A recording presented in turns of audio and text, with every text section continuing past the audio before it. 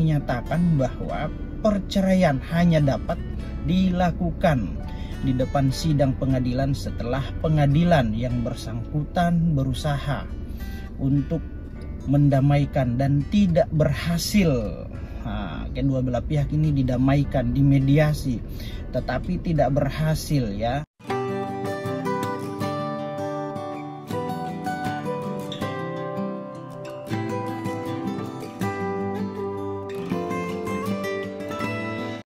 Assalamualaikum warahmatullahi wabarakatuh. Teman-teman, apa kabar semua? Sehat selalu ya, amin. Terima kasih sudah tonton channel YouTube Isra Melau, channel yang membahas tentang hal-hal berkaitan dengan hukum. Nah, sorry nih, saya sedang di mobil, saya mau keluar cuci mobil, ada pertanyaan. Nah, saya jawab dulu nih pertanyaannya. Pertanyaan seperti ini, Bang, apakah perceraian itu sah apabila hanya diucapkan secara lisan dan istrinya itu langsung diserahkan kepada orang tuanya, dikembalikan? Nah, oke, contohnya Fahmi dengan Anggi ya, diucapkan secara lisan dan pernyataan diserahkan kepada orang tuanya. Baik teman-teman ya, untuk menjawab pertanyaan tersebut ya, tonton terus channel video ini sampai selesai. Nah, saya mau menyikapi terkait masalah perkawinan Fahmi dengan Anggi ya. Perkawinan mereka ini sah ya, dicatatkan di kantor urusan agama atau KUA ya, diakui negara oleh perkawinan mereka ya. Nah, tapi sayang ya, Fahmi harus menelan pil pahit. Pasalnya baru 2 hari nikah langsung ditinggal oleh istrinya, yaitu Anggi. Anggi diduga pergi ketemu dengan mantan pacarnya, bahkan sempat pulang kampung. Nah, selama kepergiannya 12 hari ya, kita nggak tahu ngapain aja mereka ya selama 12 hari itu. Kita pikir positif aja. Nah, oke, baik teman-teman. Nah ya, kalau istri sudah pergi meninggalkan suami, apalagi baru nikah dan dia pergi ketemu dengan mantan pacarnya, ini ya sangat tidak lazim ya, dan tidak patut ditiru oleh seluruh suami istri dimanapun ya. Ini tidak boleh. Mau pilih mantan pacar atau suami sah, kan begitu pertanyaannya ya. Tentu suami sah lah, kan gitu ya.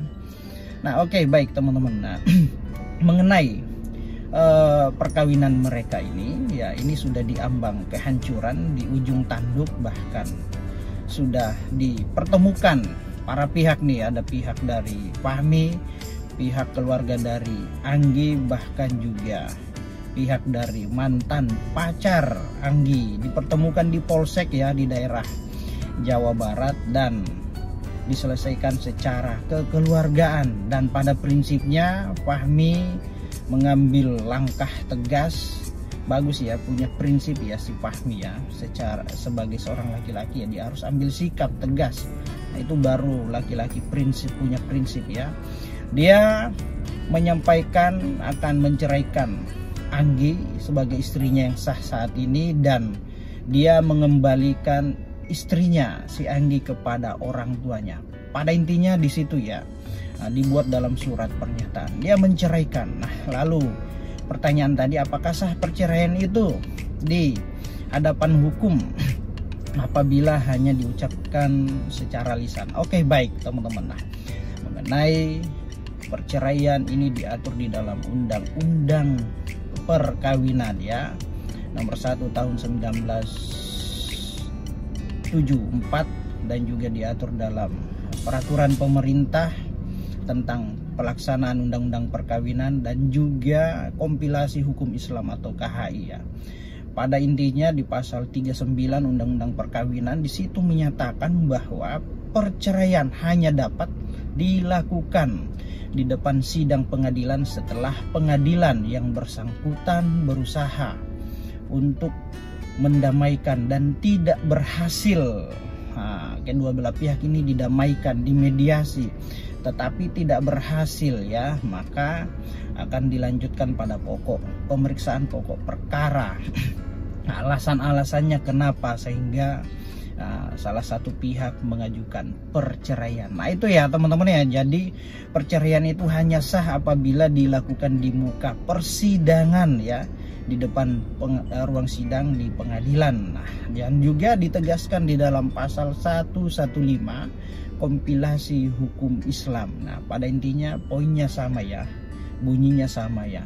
Perceraian hanya sah ya apabila dilakukan di depan persidangan ya, di depan pengadilan. Nah, kalau misalkan diucapkan secara lisan atau tertulis, lalu kemudian sang suami misalkan Fahmi mengembalikan Anggi kepada orang tuanya, ya kalau secara agama ya sah ya, secara agama sah menceraikan ya, mentalak istrinya. Namun secara negara itu belum sah, karena perkawinannya itu, perceraiannya itu harus di depan pengadilan dan mempunyai akta. Ingat ya, akta perkawinan itu hanya dapat diterbitkan oleh pengadilan dengan melalui proses persidangan ya. Ingat, akta perceraian itu hanya dapat diterbitkan oleh pengadilan, tempat di mana ya para pihak melakukan perceraian. Nah, kalau perceraiannya diucapkan hanya secara lisan ya tidak akan dapat akta ya, tidak akan mendapatkan akta dari pengadilan. Perceraian itu hanya sah secara agama. Oke teman-teman, itu ya kira-kira jawabannya ya. Terima kasih sudah tonton video ini sampai selesai. Salam keadilan.